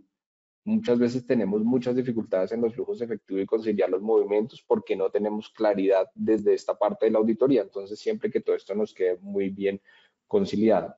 En tema de inversiones, pues básicamente es confirmar las inversiones que pueda tener la compañía en otras compañías del grupo o en otro tipo de inversiones y el impacto que eso pueda tener en los estados financieros, ¿verdad? Revisar si aplica para criterios de consolidación o si más bien puede llegar a ser una combinación dependiendo de los factores que se evalúen. Y al igual que con la propiedad, planta y equipo, pues tendríamos que hacer algún análisis de deterioro. Muchas veces yo puedo tener una inversión en una compañía, pero si la compañía no es próspera y tiene muchas dificultades, pues yo estoy llamado también a generar un análisis de deterioro para esas inversiones. Aquí tendré que ver cuáles también determino que puedan ser inversiones por método, cuáles son inversiones asociadas. Si de pronto tengo operaciones y negocios conjuntos, también entran dentro del scope de estas inversiones. En propiedades de inversión y en activos intangibles, pues principalmente hago algunas validaciones de movimientos de las cuentas, de su composición. En algunos casos habrá que hacer avalúos y revisar políticas de deterioro también. Básicamente es un enfoque muy similar al que se sigue con la propiedad, planta y equipo.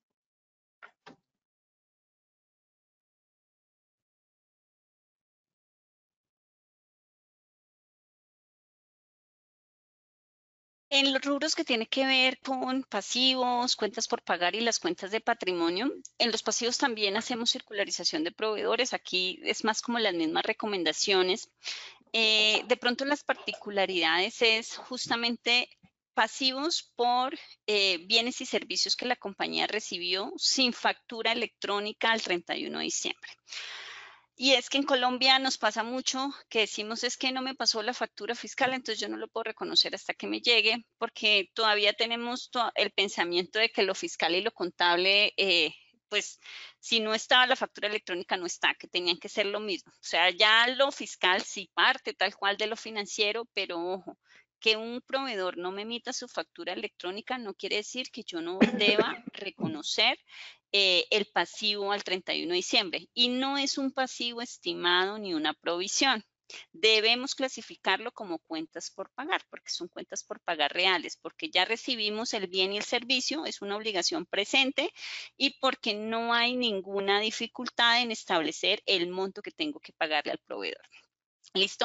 Entonces, actualizar las tasas de cambio, en las compañías que tengan procesos legales en contra, es importantísimo que la administración, previo a que vaya el revisor fiscal, pues en noviembre, en diciembre, tenga ese contacto permanente y oportuno con el asesor legal de mirar qué pasó o en qué va el caso. En Colombia realmente todo el tema de juzgados se cierra hacia mediados de diciembre, así que lo que quedó prácticamente en esas 2 primeras semanas de diciembre, eso es lo que debería evaluarse para analizar su efecto sobre los estados financieros, ya sea para reconocer provisiones sobre procesos legales o para incluir en las notas a los estados financieros todos los pasivos contingentes que puedan existir. Y hacer la revisión de los anticipos o digamos que son anticipos, residuos de clientes o esas cuentas de otros pasivos que a veces no se tiene una conciliación detallada de cuáles las partidas que lo conforman en los periodos intermedios. En el tema del patrimonio, por favor, importantísimo que nos den los libros de actas de asamblea de accionistas o de junta de socios y que revisen para las compañías recién constituidas que efectivamente esos libros sí se hayan registrado en la respectiva Cámara de Comercio.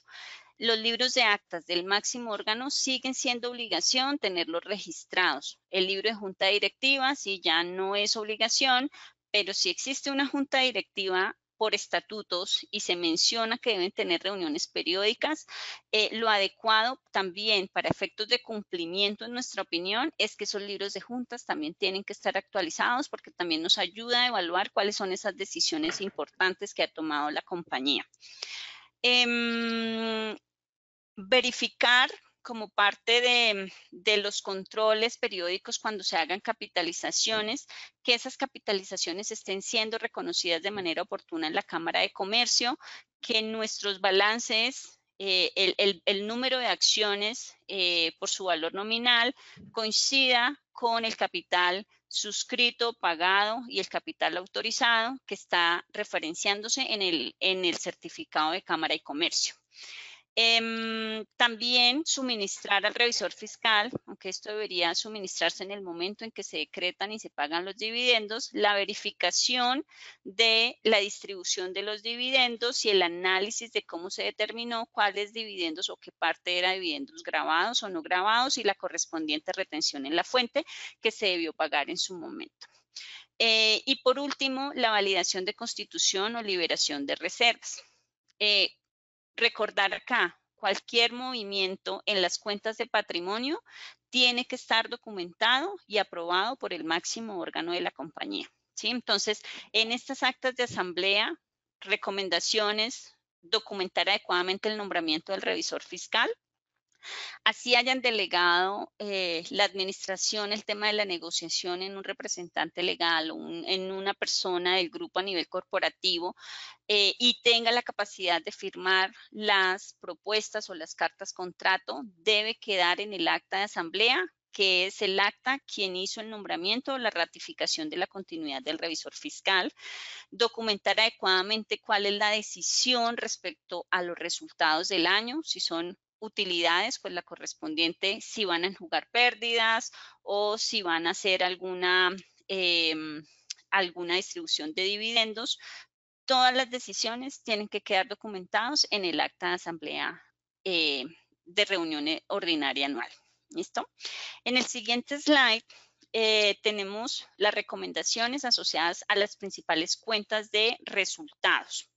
Entonces, en esta, importante para las compañías que revisen el adecuado corte en el reconocimiento de los ingresos. Así como evaluamos el adecuado corte en pasivos, también debemos evaluar si todos los bienes o servicios que se están facturando dentro del año fiscal o en los últimos días de diciembre son bienes y servicios en los cuales las compañías ya cumplieron a satisfacción las obligaciones de desempeño que tenían en esos contratos con los clientes o son bienes que efectivamente se entregaron dentro del año, porque así como puede haber un inconveniente de reconocimiento posterior, también puede haber un tema de reconocimiento anticipado de esos ingresos. Entonces, revisar ambas cosas.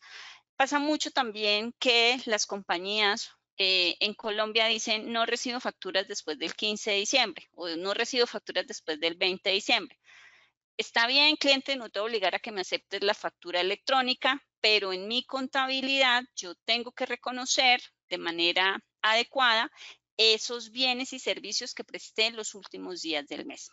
Sí, entonces tampoco es excusa para nosotros como compañías que si no emití la factura fiscal, no reconozco los ingresos. Entonces, acuérdense que esto es un tema de causación y de cumplimiento de obligaciones de desempeño para compañías de grupo 1 y de transferencia de riesgos y beneficios para compañías del grupo 2 en el reconocimiento de los ingresos. Y estos ingresos, como son bienes o servicios que efectivamente se prestaron, tienen un efecto y tienen una incidencia también como un ingreso fiscal. Que revisemos ya desde el lado de nosotros como revisores fiscales esa información contable asociada, que indaguemos también previo a hacer los muestreos, si existen saltos en los consecutivos de facturación, duplicados de facturación, y que revisemos también el corte de las notas crédito, ¿sí? Entonces, revisar las notas crédito emitidas en 2025 por posibles ingresos o facturas emitidas a cierre del 2024, y evaluar cuál es la razón por la cual los clientes lo rechazan, ¿sí? Porque a veces los clientes lo rechazan justamente por ya no la puedo recibir porque te dije que después del 20 no me la enviaras y la compañía la envió, pero si la compañía lo reconoció contablemente, quiere decir que estaba bien. O sea, el ingreso en el estado financiero está bien a pesar de que el cliente no me haya aceptado la factura y me haya pedido la correspondiente nota crédito. Entonces, como revisores es indagar la razón, pedirle al cliente que nos dé el soporte, la aprobación o la justificación de por qué estamos generando ciertas notas crédito que a nuestro criterio parezcan inusuales o que nos haya salido seleccionada en nuestra revisión de muestra. Para las compañías que tienen rebates, bonificaciones con clientes, también es importante entender esa política y ese plan de bonificaciones para poder hacer una adecuada revisión de la correspondiente provisión y pago en cada uno de los meses del año y pues sobre todo al cierre anual si algunas metas están asociadas a cumplimientos anuales y no trimestrales o mensuales. Sí, gracias, Yolanda. Sí, en este tema de ingresos, quizás por adicionar también, pues es una de las cuentas que es susceptible de fraude, ¿no? Entonces, pues hay que tener mucho cuidado con esos procedimientos que realizamos y el adecuado reconocimiento que se haga de las operaciones. Y desde luego, pues tener mucha claridad de cuál es la política contable del cliente. Muchas veces en este tema de ingresos encontramos políticas contables que, pues son, digámoslo así, la fiel copia de la política que trae la norma, pero que no se adapta a la realidad del negocio y muchas veces por el desconocimiento en esa política contable se pueden generar errores de reconocimiento. Por ejemplo, cuando yo exporto y no tengo en consideración los términos o los Incoterm que me dan esas clarificaciones de cómo debo hacer el reconocimiento, cuando se entiende transferido el riesgo, se encuentran muchos errores en ese reconocimiento del ingreso. Entonces es clave tener clara la operatividad de mi negocio y la política contable que yo sigo para hacer ese reconocimiento. Otro de los rubros importantes es pues todo el tema de nómina y de gastos de personal. Aquí pues básicamente desde el enfoque de controles debemos hacer algunos procedimientos de validación. Ya en la parte sustantiva pues principalmente todo lo que refiere a conciliaciones de módulos con contabilidad, la revisión de los consolidados de prestaciones sociales a través de un recálculo y a través quizás de unos muestreos pues para determinar si están siendo correctamente liquidados o asignados esos pasivos. Y generalmente lo que solemos hacer para las cuentas de gasto es seleccionar una muestra de empleados con base en los criterios que hayamos establecido, el riesgo, la materialidad y demás, con el fin de poder hacer un recálculo por cada uno de los conceptos que tengan esa nómina, bien sea por sueldos, por salarios, por horas extras, por comisiones, por bonificaciones. Poder hacer un recálculo de cada uno de ellos para pues poder determinar si los gastos o costos de personal que están siendo registrados son correctos, existen y son exactos. Aquí muy importante para la administración y es algo que se pide para efectos de la revisión de renta, Mauricio, también, y es el tema de la conciliación de la nómina electrónica. ¿no? No, sí. Conciliación de nómina electrónica con saldos contables. Y esto es un tema que tiene que hacer la administración. Entonces, de todos estos asuntos, conciliaciones, revisiones al cierre del año, lo que le recomendamos a la compañía es, y entendemos que a veces el personal del área contable es muy limitado y tiene muchas actividades a cargo, pero procurar hacer estas conciliaciones y revisiones semestralmente, al menos para garantizar que no tengamos inconvenientes al cierre del año. Y como revisores fiscales, la responsabilidad de verificarlo. Como revisores fiscales, nuestra responsabilidad no es hacer la conciliación y documentarle el control al cliente, pero sí está solicitar, verificar que se hizo adecuadamente, que la información que se está utilizando es la correcta y es la definitiva, y hacer recálculos y verificaciones sobre esas conciliaciones y esas documentaciones que las compañías están efectuando. Yo creo que ya en tema de otros asuntos, Mauricio, tú explicaste muy bien el tema de las entradas de diario. Podríamos avanzar, yo creo que el siguiente Sí, slide. de acuerdo. En temas de impuestos, hay muchas compañías que tienen saldos a favor de impuestos, pero los tienen ahí históricamente y se va acumulando y se va acumulando y va creciendo el saldo. Entonces, importantísimo que la compañía tenga la conciliación del saldo de impuestos al cierre de cada año, de qué tipo de impuestos corresponde, si son impuestos por saldos a favor de renta, de IVA o otro tipo de impuestos, qué periodicidad, o sea, de qué años son y de qué bimestres o meses corresponde, y puedan indicarnos cuál es esa expectativa y cuál es esa evaluación de la recuperación. Si lo van a recuperar vía compensación de saldos, si van a hacer una solicitud a la DIAN para que les devuelva esos saldos a favor. Para nosotros como revisores fiscales, si hay compañías que tienen saldos a favor de IVA y no tienen una expectativa de generar impuestos a pagar, el hecho de que no los estén solicitando a favor es una alerta, ¿sí? Y es por qué razón una compañía no estaría solicitando saldos a favor a la DIAN, y es podría tener alguna situación de incertidumbre en la posición fiscal de que la DIAN le pueda decir, oye, ¿sabes qué? Es que ese impuesto no te genera o no deberías llevártelo como un impuesto a favor, o que no tengamos o que la compañía no tenga toda la documentación soporte que la DIAN en una fiscalización puede requerir. Entonces, en esos casos, alertas, revisemos con la administración cuál es esa expectativa. Desde el lado que corresponde al lado financiero, si tienen saldos a favor y no prevén recuperación, nuestra recomendación es tienen que deteriorar los saldos, esos saldos. Y desde el lado fiscal, porque nosotros también firmamos las declaraciones de impuestos en conjunto con la administración mensualmente o bimestralmente o anualmente, es evaluar si la compañía puede estar tomando algún tipo de posiciones fiscales que puedan ser riesgosas, y en cuyo caso nuestra recomendación es que lo revisen y reciban un concepto de su asesor tributario externo que sustente la posición que la compañía está tomando. O sea, no les vamos a decir tienen que firmar con salvedad, porque eso sabemos que genera inconvenientes en las relaciones con los clientes, pero sí es un tema que debe evaluarse con la administración en el caso de tener este tipo de situaciones.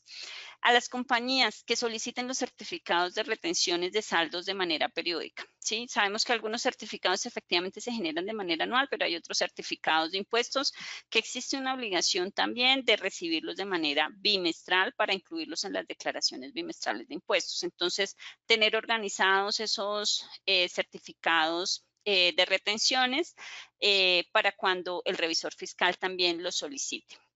Hacer de manera oportuna una adecuada depuración de la provisión de renta. Y ojo acá, hay muchas compañías que nos dicen, no, pero me estás pidiendo mucho para revisar la provisión. Yo solo lo voy a tener en abril o mayo cuando empiecen los cumplimientos de renta. Nuestra recomendación a los clientes es, tenemos que hacer la depuración juiciosa desde diciembre, desde enero, desde febrero, en lo posible que antes de emitir ese dictamen y esa opinión anual, prácticamente tengan depurada su declaración como si fuera la definitiva y los anexos realizados. ¿Por qué? Porque si la compañía hace una inadecuada estimación de ese saldo de provisión de renta o de su impuesto diferido, estos ajustes o esta diferencia contra lo definitivo podrían implicarles en años posteriores una reexpresión de estados financieros por esa variación si resulta siendo material para la auditoría del año siguiente. ¿Listo? Que hagan toda la verificación de gastos no deducibles, cuando existen limitaciones en las deducciones, justificar adecuadamente todas esas conciliaciones o partidas que se generen entre lo contable y lo fiscal, que revisen en el caso de las compañías que tienen pérdidas fiscales pendientes de compensar, que un impuesto diferido activo asociado a esas pérdidas solo se puede reconocer siempre y cuando la compañía tenga una proyección de que va a generar la renta líquida suficiente en los años siguientes para hacer utilización de ese impuesto diferido activo. De lo contrario, lo que recomendamos es mantener una posición un poco más prudente. O sea, si un cliente no tiene justificación de que esas pérdidas se van a poder compensar en el mediano, en el corto plazo, tener la posición prudente de no reconocerlos, no reconocer el impuesto diferido activo contablemente, pero sí revelarlo en su nota a los estados financieros de cuáles son esas pérdidas y cuál es el posible efecto en el impuesto diferido. Y bueno, ya para terminar, Mauricio, de pronto acá estos son como las recomendaciones o qué incluye el juego de estados financieros en Colombia, qué debe incluir y cuáles son las principales consideraciones al momento de prepararlo. ¿Listo? Entonces, como adoptamos los marcos de información financiera en NIFPLENAS y NIFPYMES, para ambos marcos realmente los estados financieros mínimos que debemos preparar tienen que ver con el estado de situación financiera, el estado de resultados y otros resultados integrales, el estado de cambios en el patrimonio, el estado de flujos de efectivo, que puede ser por método directo o método indirecto, y las correspondientes notas a los estados financieros. Eso es en lo que corresponde a el juego de estados financieros. Importante acá que la información tiene que ser comparativa. ¿Qué quiere decir que debe ser comparativa? Pues que debe estar los estados financieros, la situación financiera, pues comparada con el último periodo, ya sea anual o semestral, dependiendo con qué periodicidad lo estemos realizando. El PIG también contra el último periodo anual, si estamos hablando de los estados financieros de propósito general en Colombia, que el estado de cambios en el patrimonio no debe mostrarse únicamente el movimiento del año 2024, también debe venir el movimiento del año 2023, porque algunas compañías solamente montan lo que corresponde a saldo inicial 2024 y todos los correspondientes movimientos de traslados de las utilidades o decreto de dividendos. Entonces, por favor, para evitar demoras en ese proceso de revisión y para garantizar que cuando ustedes le entregan a su revisor fiscal los estados financieros para revisión, garanticemos de manera interna que estamos haciendo las correspondientes comparaciones y revelaciones adecuadas. El informe de gestión, digamos que sí lo revisamos, no es responsabilidad del revisor fiscal firmarlo, lo prepara el representante legal o la persona delegada por la administración, pero también debemos revisarlo y principalmente en lo que respecta a las cifras financieras que se están incluyendo en él, ¿sí? Si la administración dice en el informe de gestión, en este año tuvimos ventas por tanto, pues verificar que esas ventas estén siendo consistentes con los ingresos en el estado financiero, los porcentajes de incrementos, cómo están concentrados o representados los gastos, los pasivos, etcétera. Entonces, verificar justamente esos cálculos en variaciones y referencias a los montos de los estados financieros. Consideraciones principales. Lo mencionamos previamente, verificar cuál es el marco aplicable. Hay compañías que han tomado la decisión durante el año de liquidarla y siguen preparando estados financieros bajo IFRS. IFRS no es un marco de contabilidad aplicable para entidades en liquidación. Existe un anexo específico de cómo preparar justamente los estados financieros de estas entidades y pues va bajo temas de liquidación tanto en activos y pasivos. Hacer el análisis de hipótesis de negocio en marcha. Esto es, digamos, o que recomendamos que la compañía haga un memorando. En Colombia antes existía una ley, una norma que establecía que las compañías que tenían su patrimonio por debajo del 50% del capital suscrito y pagado ya entraban en una causal de disolución. Esto se derogó hace algunos años y se estableció que si la compañía, que ya esa no era un criterio para que la compañía no cumpliera ese criterio. Ahora, el sustento tiene que ser este análisis de hipótesis de negocio en marcha. ¿Qué evaluamos acá o qué implica el tema de hipótesis de negocio en marcha para la administración? Que la compañía, al cierre de cada año, realmente sustente que tiene la capacidad para continuar operando por al mínimo los siguientes 12 meses posteriores al cierre de estados financieros y que no tiene intención de liquidarla en el corto plazo. ¿Listo? Entonces, ahí se evalúa justamente la capacidad de la compañía para generar flujos de efectivo, las fuentes de financiación que tienen, efectivamente cuáles son los planes y las proyecciones para poder operar en el año que empieza y debe ser firmado y documentado por la administración. Revisar si hay juicios o estimaciones significativas y evaluar si existe alguna transacción o alguna operación que sea relevante que amerite una nota adicional en los estados financieros. ¿Listo? Bueno, entonces ya digamos, como lo decía Yolanda, ya para terminar, este es nuestro último slide. Aquí quisimos resumir un poco a través de la experiencia que hemos tenido cuáles son las principales falencias que observamos en las auditorías y en los estados financieros, principalmente cuando los recibimos. Muchas veces, como lo hablábamos anteriormente en la política de reconocimiento de ingresos, es pues que se incluyen algunas políticas a los estados financieros que no corresponden con el negocio ni con la realidad de la compañía. Entonces es importante analizar qué le es aplicable y qué no. Y de igual manera, en algunos casos, algunas que sí se debieran incorporar no se incluyen. Entonces sí hacer una revisión juiciosa de las mismas, así como de las revelaciones que apliquen, sobre todo cuando hay transacciones específicas, grandes, relevantes, fusiones, adquisiciones, combinaciones de negocio, pues eso debe ser parte de una nota específica donde se revele, porque eso es importante para el estado financiero e importante para los tomadores de decisiones, que finalmente son quienes van a utilizar esos estados financieros como insumo.